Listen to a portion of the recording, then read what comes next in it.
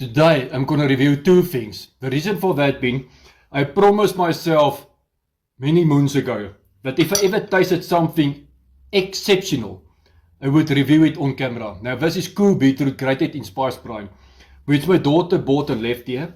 And I don't know where she bought it or what she paid, but let me tell you, this is really absolutely excellent.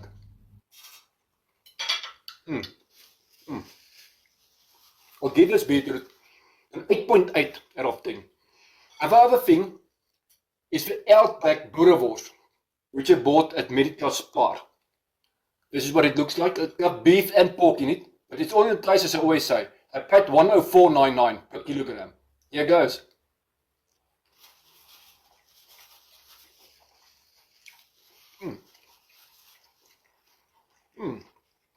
Very nice.